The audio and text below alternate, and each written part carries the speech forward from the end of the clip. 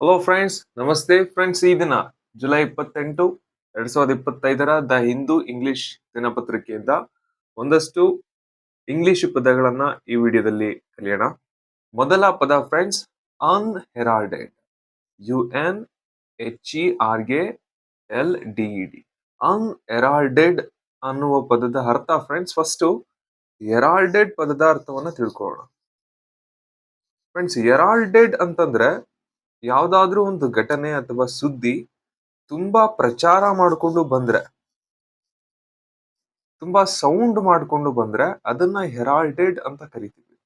For example, ಈಗ ದೊಡ್ಡ ದೊಡ್ಡ ಮೂವಿ ಸ್ಟಾರ್ಗಳ ಮೂವಿಗಳು ಸ್ಟಾರ್ಟಿಂಗು ತುಂಬಾ ಪ್ರಚಾರ ಇರುತ್ತೆ, ತುಂಬಾ ಸದ್ದಿರುತ್ತೆ, ತುಂಬಾ ಕೋಲಾಹಲ ಇರುತ್ತೆ. ಹೆರಾಲ್ಡೆಡ್. ಅನ್ಹೆರಾಲ್ಡೆಡ್ ಅಂತಂದ್ರೆ ಫ್ರೆಂಡ್ಸ್ ಇದಕ್ಕೆ ಆಪೋಸಿಟ್. ಯಾವುದೇ ಪ್ರಚಾರ ಇಲ್ಲದೆ, ಯಾವುದೇ ಸೌಂಡ್ ಇಲ್ಲದೆ,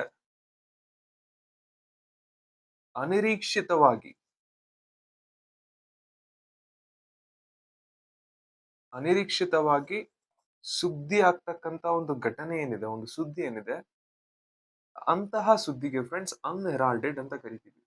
ಫಾರ್ ಎಕ್ಸಾಂಪಲ್, ಈ ಹೆಡ್ಲೈನ್ ಅಲ್ಲಿ ರಾಜ್ ಬಿ ಶೆಟ್ಟಿ ಅವರು ಪ್ರೊಡ್ಯೂಸ್ ಮಾಡಿರ್ತಕ್ಕಂಥ ಮೂವಿ ಸ್ಯೂ ಫ್ರಮ್ ಸೋ. ಸ್ಟಾರ್ಟಿಂಗ್ ಅಲ್ಲಿ ಫ್ರೆಂಡ್ಸ್,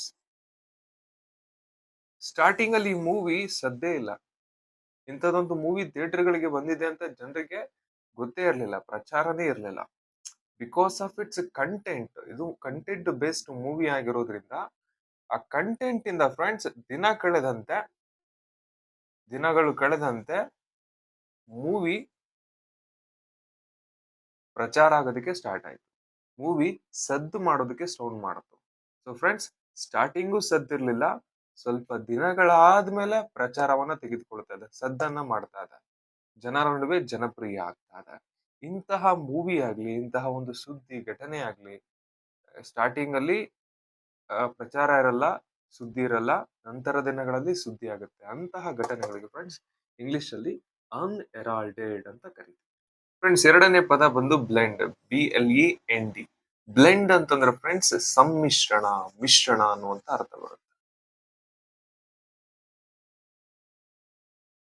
ಈಗ ಸೋನಾ ಇನ್ಸ್ಟಿಟ್ಯೂಷನ್ ಅನ್ನುವಂತಹ ಕಾಲೇಜು ಸಂಸ್ಥೆಗಳು ಈ ಹೆಡ್ಲೈನ್ ಪ್ರಕಾರ ಫ್ರೆಂಡ್ಸ್, ಸೋನಾ ಇನ್ಸ್ಟಿಟ್ಯೂಷನ್ ಅನ್ನುವಂಥದ್ದು ಒಂದು ಬ್ಲೆಂಡ್, ಒಂದು ಸಮ್ಮಿಶ್ರಣ. ಲೆಗಸಿ, ರಿಸರ್ಚ್ ಎಕ್ಸಲೆನ್ಸ್, ಆಮೇಲೆ ಪ್ಲೇಸ್ಮೆಂಟ್ ಮತ್ತೆ ಗ್ಲೋಬಲ್ ವಿಷನ್, ಇಂತಹ ಒಳ್ಳೆ ಗುಣಗಳ ಸಮ್ಮಿಶ್ರಣವೇ ಸೋನಾ ಇನ್ಸ್ಟಿಟ್ಯೂಷನ್ ಅಂತ ಈ ಹೆಡ್ಲೈನ್ ಹೇಳುತ್ತೆ. ಫ್ರೆಂಡ್ಸ್, ಈಗ ಯಾವ್ದಾದ್ರು ಒಂದು ಅಡುಗೆಯನ್ನ ತಯಾರಿಸ್ಬೇಕು ಅಂತಂದ್ರೆ ಅನೇಕ ಇಂಗ್ರೀಡಿಯೆಂಟ್ಸ್ ನಾವೇನ್ ಮಾಡ್ಬೇಕು, ಬ್ಲೆಂಡ್ ಮಾಡ್ಬೇಕು, ಮಿಕ್ಸ್ ಮಾಡ್ಬೇಕು. ಬ್ಲೆಂಡ್ ಅಂದ್ರೆ ಮಿಕ್ಸ್ ಮಾಡೋದು ಫ್ರೆಂಡ್ಸ್. ಈಗ ನಿಮ್ಮ ಸ್ಕೂಲಲ್ಲಿ, ಕಾಲೇಜಲ್ಲಿ ಯಾರಾದ್ರೂ ಒಬ್ರು ಟೀಚರ್ ಇದ್ರೆ, ಆ ಟೀಚರ್ ಕೆಲವು ಟೈಮಲ್ಲಿ ತುಂಬಾ ಸೀರಿಯಸ್ ಆಗಿರ್ತಾರೆ, ಇನ್ನು ಕೆಲವು ಟೈಮಲ್ಲಿ ತುಂಬಾ ಹ್ಯೂಮರ್ ಮಾಡ್ತಾರೆ, ತುಂಬಾ ಜೋಕ್ ಮಾಡ್ತಾರೆ. The character of the teacher is A blend of seriousness and humour. Friends, blend ಅಂತಂದ್ರೆ ಮಿಕ್ಸ್ ಮಾಡೋದು, ಸಮ್ಮಿಶ್ರಣ. ಫ್ರೆಂಡ್ಸ್, ಮುಂದಿನ ಪದ ಸ್ಪೇಟ್. SPAT. ಸ್ಪೇಟ್ ಅಂತಂದ್ರೆ ಫ್ರೆಂಡ್ಸ್ ಕನ್ನಡದಲ್ಲಿ ಅನಿರೀಕ್ಷಿತ ಹೆಚ್ಚಳ ಅಂತ ಕರಿತೀವಿ. ಎಕ್ಸ್ಪೆಕ್ಟೇ ಮಾಡಿರಲ್ಲ, ಯಾವ್ದಾದ್ರೂ ಪ್ರಮಾಣ ಏನಿದೆ, ಅದರ ಮಟ್ಟ ಏನಿದೆ, ಅದು ಅನಿರೀಕ್ಷಿತವಾಗಿ ಜಾಸ್ತಿ ಆಗ್ಬಿಟ್ರೆ ಅದಕ್ಕೆ ಸ್ಪೇಟ್ ಅಂತ ಕರಿತೀವಿ ಫ್ರೆಂಡ್ಸ್. ಈಗ ಹೆಡ್ಲೈನ್ ನ ಗಮನಿಸಿ, ಕಾವೇರಿ ರಿವರ್ ಅಂತ ಮೆನ್ಷನ್ ಆಗಿದೆ. ಈಗ ಎಲ್ಲಾ ಕಡೆ ಮಳೆ ಜಾಸ್ತಿ ಆಗ್ತಾ ಇದೆ, ಯಾರು ಕೂಡ ಕಾವೇರಿ ನೀರಿನ ಮಟ್ಟ ಇಷ್ಟು ಬೇಗ ಜಾಸ್ತಿ ಆಗುತ್ತೆ, ಹೆಚ್ಚಳ ಆಗುತ್ತೆ ಅಂದ್ಕೊಂಡಿರ್ಲಿಲ್ಲ.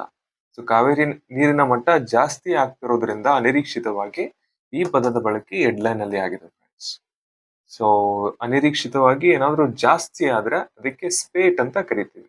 ಇನ್ನೊಂದು ಎಕ್ಸಾಂಪಲ್ ಫ್ರೆಂಡ್ಸ್, ಈಗ ರಾತ್ರಿ ಹೊತ್ತು ರಾಬರಿ ಸಂಖ್ಯೆಗಳು, ದರೋಡೆಯ ಸಂಖ್ಯೆಗಳು ಜಾಸ್ತಿ ಆಗ್ತಾ ಇದ್ರೆ ಅಲ್ಲೂ ಕೂಡ ಈ ಪದದ ಬಳಕೆ ಆಗುತ್ತೆ, ಸ್ಪೇಟ್. ಸೊ ಫ್ರೆಂಡ್ಸ್, ಸ್ಪೇಟ್ ಅಂತಂದ್ರೆ ಅನಿರೀಕ್ಷಿತ ಹೆಚ್ಚಳ. ಫ್ರೆಂಡ್ಸ್, ಕಡೆಯ ಪದ ಸೀಸ್ ಫೈರ್. ಫ್ರೆಂಡ್ಸ್, ಅಬ್ಸರ್ವ್ ಮಾಡಿ, ಎರಡು ಪದಗಳಿದ್ದಲ್ಲಿ.